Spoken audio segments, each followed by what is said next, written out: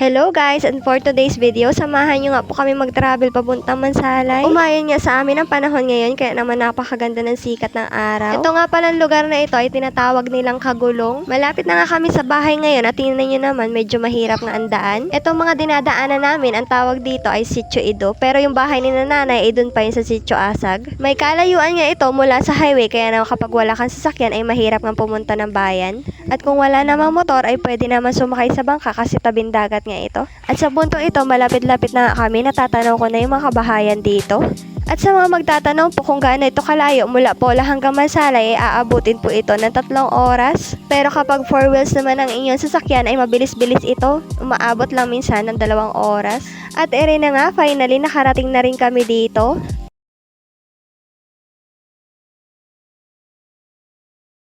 Pagkadating nga namin ay aring at nag-aabang na yung mga bata sa amin.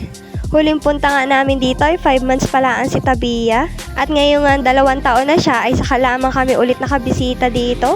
Medyo kalma nga ang dagat ngayon at napakaganda nga ngayong mamasyal. Sabi ko nga kapag lumit ang tubig ay ako nga ni ay maninihi, pero anong nangyari hindi na nga nakapanihi. Maya-maya nga inabutan na rin kami ni Kuya Marlon na rin mga huling yung pusit. Lubuhin nga daw para kami daw ay makapag-almusal na. Napakahilig nga rin ng batang ito sa tubig, kaya naman hinubad lang yung kanyang damit at ayan niya tumubog na rin. Gusto niya daw maligo, sabi ko yung paa na lang ang basain niya muna. Pupunta nga kami ngayon sa bangka ni Kuya Alan para nga makiosyoso kung ano nga yung huli nila. Pagkalapit nga namin din sa bangka ay sabi ko abay madami-dami nga rin pala ang huli nila.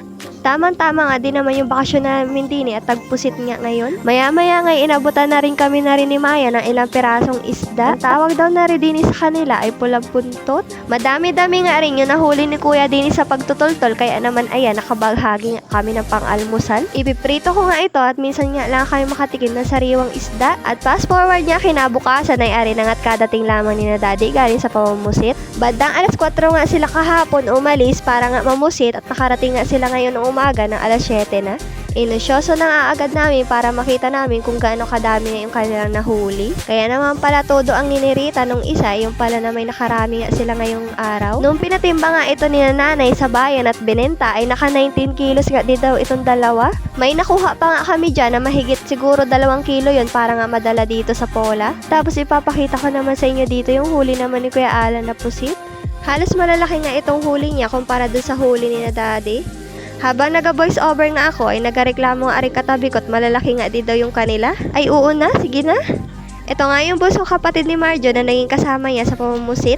Inilipat na nga ng timba yung mga pusit para naman ito'y madala na sa bayan at maibenta na.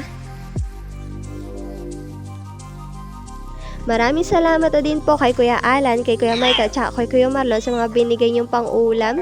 Marami-rami nga kami nadala pa uwi at marami na rin kami nabigyan. At sa mga hindi po nabigyan ay next time po kayo naman. Pagpasensyahan nyo na rin ho muna yung aking boses at kami nga ho'y naabutan ng ulan ng parting Kasiligan na. Medyo masama nga ang pakiramdam ni tiya mo ngayon pero sulit naman, nakapamasyal.